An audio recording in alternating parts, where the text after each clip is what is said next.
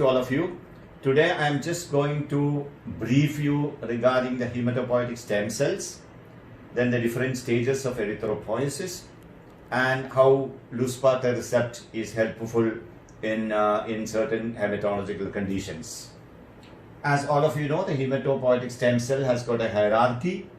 At the top of the hematopoietic stem cell hierarchy is the long-term hematopoietic stem cell.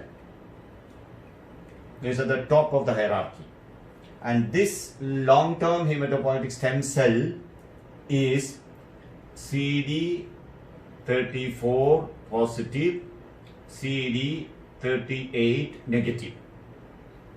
And this is responsible for the lifetime maintenance of the bone marrow cellularity. Not only that, the only receptor expressed by this long-term hematopoietic stem cell is MPL, which is the receptor for TPO, the thrombopoietin. You know, thrombopoietin is a growth factor for the megakaryocytes to proliferate into platelets. But at the same time, the receptor for the TPO is the MPL. And MPL receptor is also expressed on the long-term hematopoietic stem cell because the TPO-MPL axis, intact axis, is important for the proper functioning of the long-term hematopoietic stem cell. In addition to the growth factor effect, this MPL receptor is also important for tethering these long-term hematopoietic stem cells in the bone marrow niches to the osteoblast expressed TPO. It is called THPO. So that is how the long-term hematopoietic stem cells maintain the lifetime bone marrow cellular integrity. So if there is a defect in the TPO-MPL axis, naturally the function of the long-term hematopoietic stem cell will become defective, and that is why the TPO agonist like eltrombopag is being used for the treatment of aplastic anemia along with the anti-thymocyte globulin in the frontline therapy. Now, the long-term hematopoietic stem cell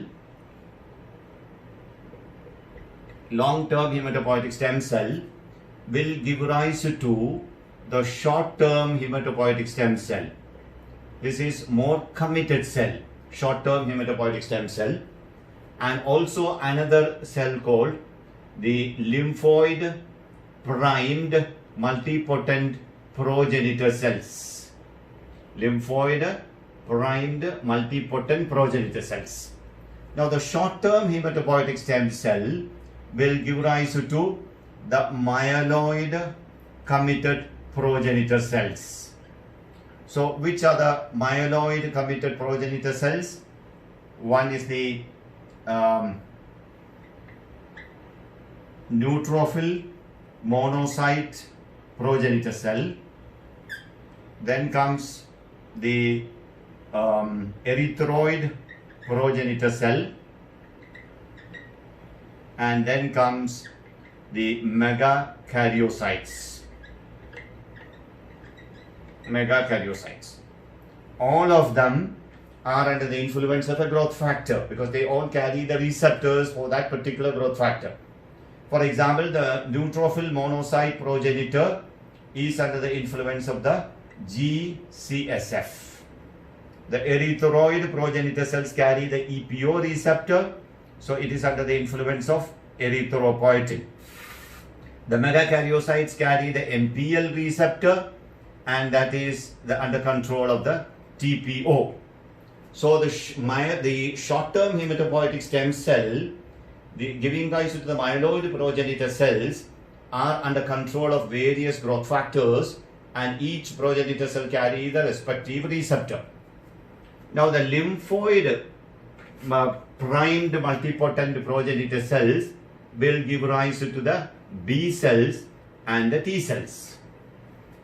In addition to this, this is a classical pathway of the differentiation of the long-term hematopoietic stem cell. In addition to that, there is the long-term hematopoietic stem cell also will give rise to a myeloid group of repopulating cells without the influence of any growth factor. That is megakaryocytic repopulating cells, erythroid megakaryocyte repopulating cells, and a common myeloid progenitor cells. Common myeloid progenitor cells. These are all self-renewing, self-repopulating myeloid cells, which is also helping the long-term hematopoietic stem cell to keep up the bone marrow cellular integrity. So this is the hierarchy of the hematopoietic stem cells. Now I will explain to you the various stages of the erythropoiesis and how luspatercept is useful in such situations. As I already mentioned, that the hematopoietic stem cell will give rise to the erythroid progenitor cell. Erythroid progenitor cell, that the hematopoietic stem cell, which when you consider the erythropoiesis, there is an early stage erythropoiesis and there is a late stage erythropoiesis.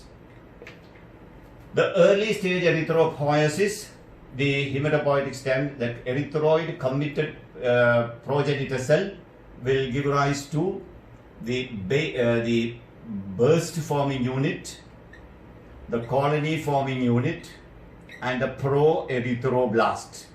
Pro-erythroblast. Okay. Pro-erythroblast. This much part is called the proliferation phase. Proliferation. And this proliferation phase is controlled by or promoted by EPO, erythropoietin. So the early stage erythropoiesis, the hematopoietic committed erythropoietic stem cell will form the burst forming unit, the colony forming unit, and the pro-erythroblast. Now that will get into the differentiation phase. The pro-erythroblast now will differentiate into the basophilic erythroblast, then the polychromatic erythroblast, and then the orthochromatic erythroblast. Okay, so this is the differentiation phase. And now comes the maturation phase. The maturation phase, what will happen? The orthochromatic erythroblast has got a nucleus. It will enucleate or get rid of this nucleus and become the reticulocyte and then the red cell. This is the maturation phase. This is the late stage erythropoiesis. This maturation phase is regulated by the transforming growth factor beta ligands, including the growth differentiation factors. So again, I will just write it down.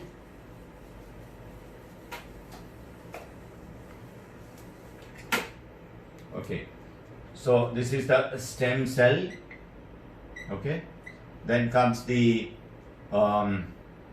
burst forming unit, then comes the colony forming unit, then comes the pro-erythroblast, then comes the basophil erythroblast, then comes the polychromatic erythroblast, and then comes the orthochromatic erythroblast, then comes the reticulocyte and the red cell.